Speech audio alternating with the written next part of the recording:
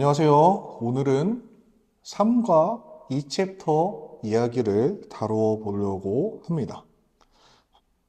이 챕터의 제목은 뱀의 후손들로 세상이 가득 차다입니다. 이 내용은 창세기 6장 시작에 있는 내용으로 하나님께서 노아와 홍수를 왜 준비하셨는지를 이야기하는 내용들로 가득 차 있습니다. 짚일 의도가 있어요. 그건 뭐냐면 지난주에 배웠던 것처럼 가인과 아벨의 이야기에서 죄가 시작됐죠. 그리고 그 죄는 시간이 지나면서 계속해서 심화가 되었어요. 그리고 하나님께서는 그 심화되는 죄를 보고 더 이상 안 되겠다. 내가 이들을 심판해야겠다. 그런 내용으로 이제 나아가는 것을 설명하는 게 6장 전체의 이야기입니다. 지난주의 내용은 죄가 한 개인을 어떻게 망가뜨릴 수 있는지를 보았다면, 이제는 그 죄가 개인을 넘어 공동체에까지 어떻게 파괴적인 영향을 끼치는지를 보여주는 장면으로 나아가려고 합니다. 그리고 결국 개인을 파괴하고 공동체를 파괴하는 이 죄는 하나님과의 관계를 어떠한 방식으로 훼손하는지도 좀 살펴보려고 합니다. 그래서 우리는 이런 타락한 죄인들의 모습을 통하여서 우리는 우리의 힘으로 죄를 통제하거나 다스릴 수 없다. 우리는 하나님이 주시는 구원의 손길이 필요하다. 그리고 우리가 혹시라도 잘못된 길로 갔을 때는 반드시 회개하고 하나님과의 관계 회복을 해야 된다. 이런 내용들을 강조하려고 합니다. 학습 목표가 있습니다. 학습 목표는 결국 인간의 죄가 세상에 만연했을 때 어떻게 이 세상을 파괴하는지, 그리고 그 만연한 죄로 인해서 하나님의 심판이 어떠한 방식으로 나타나는지를 살펴보려고 합니다. 그래서 결국 이 모든 것을 회복하고 돌이키기 위해서는 우리는 하나님과의 관계를 회복해야 된다. 이런 내용들을 살펴보려고 합니다. 이번에도 마찬가지입니다. 본문을 정말 많이 읽어주시기를 바랍니다. 본문을 많이 읽어야 돼요. 실제로 본문을 많이 읽는 것만큼 중요한 성경 공부는 없다고 생각을 합니다. 여러 질문들이 있겠죠. 가인의 범죄 이후 세상은 어떻게 변했나?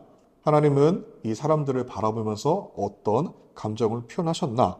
그리고 하나님은 죄로 가득한 세상을 어떻게 하기로 결정하셨나? 이러한 내용들을 이제 이따 뒷부분에서 살펴보려고 합니다. 활동이 있는데 이거는 선택이죠. 이 부분들은 읽어보시면 이런 활동을 통하여서 아이들에게 어떤 이미지를 주어야겠다. 이런 것들을 생각해 보실 수 있을 것 같습니다. 그리고 적용점은 하나님의 말씀을 어기는 삶을 계속해서 살아간다면 우리는 결국 어떠한 최후를 맞게 되는지를 한번 생각해 볼 수 있게 해주시면 좋을 것 같습니다. 그리고 아이들이 죄를 적극적으로 멀리 했으면 좋겠어요. 그래서 적용점을 다룰 때도 이런 부분들을 한번 생각해 봐 주시면 좋을 것 같습니다. 네. 중요한 이제 질문에 대한 답변을 한번 살펴보도록 하죠. 첫 번째 질문이에요. 가인의 범죄 이후 이 세상은 어떻게 변화했습니까? 결국 죄는 계속해서 확장되어서 세상을 점령하면서 나아가고 있는데 그 죄가 어떠한 방식으로 사람들에게 영향을 주었는지를 이제 물어보는 거겠죠. 일단 가인의 범죄는 인류 역사의 첫 번째 살인이었어요. 그리고 그 살인의 근본적인 원인은 인간의 죄악이죠, 죄악. 그리고 이 사건 이후로 세상은 점점 폭력과 부패로 가득 차게 되었어요. 가인의 범죄는 한 사람이 자신이 믿어야 하는 하나님과의 관계를 단절시키고 또 이웃과의 관계를 파괴하는 결과로 나타났어요. 그리고 가인의 후손들은 더욱 강력한 폭력, 악행들을 저질렀고 결국 인류 사회는 갈등과 경쟁으로 얼룩지게 되었죠. 죄가 어떻게 확장되고 확산되는지를 잘 보여주는 게 창세기 4장의 이야기입니다. 창세기 4장에서는 가인의 후손들이 무기를 사용해요. 그래서 그 폭력을 정당화시킵니다. 그리고 복수라는 개념이 이제 확립이 되었어요. 그러면서 결국 이 죄가 개인적인 영역에 멈추지 않고 사회 전반에 걸쳐서 영향을 주는 아주 안 좋은 개념으로 바뀌게 됐습니다. 인간의 도덕적 기준이 완전히 무너졌어요. 서로를 해치는 일이 빈번해졌어요. 세상은 이제 고통과 혼란, 이런 것들로 가득 차게 되었죠.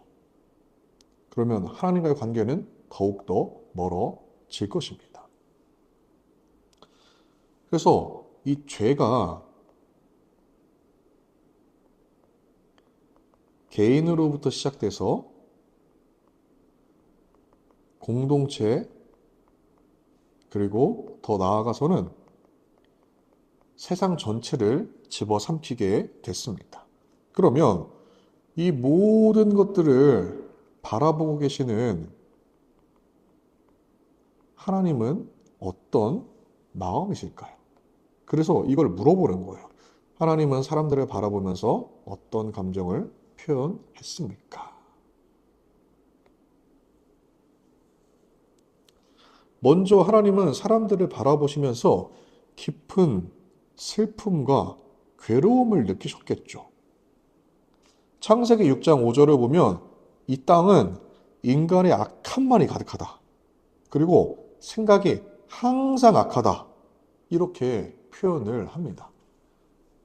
내가 선하게 만든 존재들이 너무나도 악하게 변하여서 내가 정말 이들을 만든 게 맞나 싶을 정도로 바뀌어버린 거예요.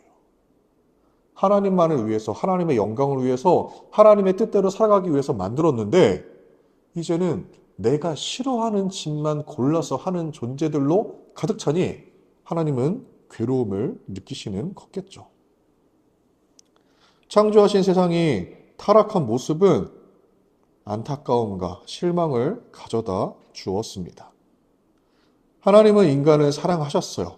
그래서 이들이 이 죄악으로 가져오는 파괴와 고통을 보고 매우 깊은 슬픔을 느끼셨겠죠. 그리고 인간에게는 이게 있잖아요. 하나님의 형상. 근데 하나님의 형상을 가진 자들이 하나님의 형상을 가진 자를 죽여요.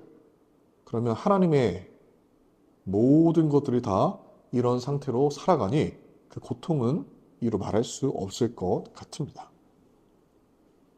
그리고 하나님은 지금 이들이 하고 있는 이 선택이 아주 심각한 문제를 일으킬 거라 생각되셨어요.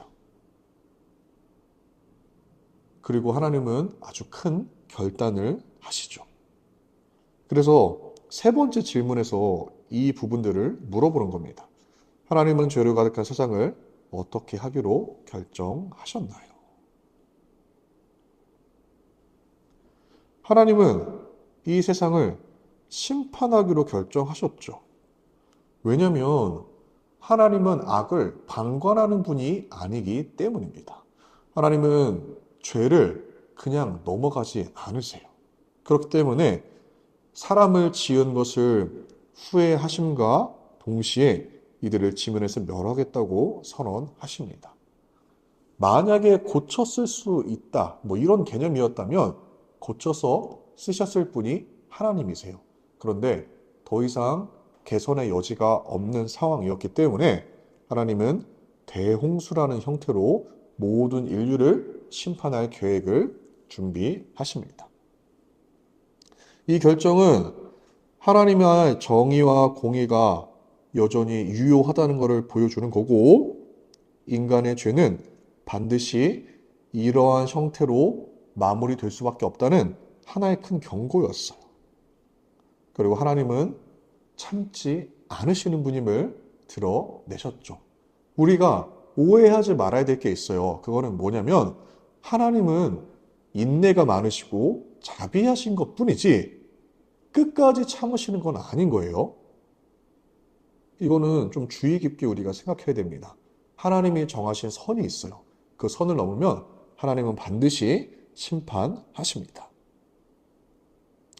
선생님들이 준비할 내용이 좀 몇 개가 있어요. 먼저는 이 죄라는 것이 우리가 사는 세상을 어떠한 모습으로 바꾸고 가고 있는지를 설명해 주세요. 지금 시대를 들어도 괜찮을 것 같아요.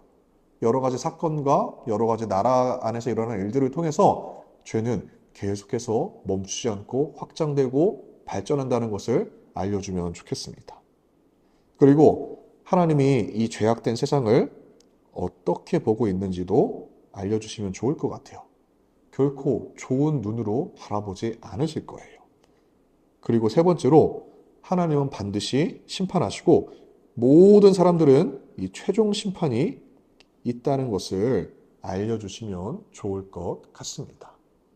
나머지 추가적인 설명은 제가 설교 시간 혹은 교사 경건회 때 더 이야기하고 궁금한 것이 있다면 언제든지 질문해 주시기를 바랍니다. 감사합니다.